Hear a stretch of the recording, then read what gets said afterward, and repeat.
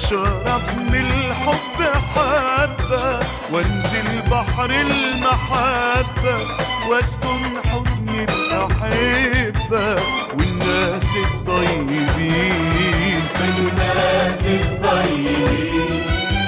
حكاياتك يا زيزينيا حواديت وناس ودنيا في حواري اسكندرية وليالي المنشدين.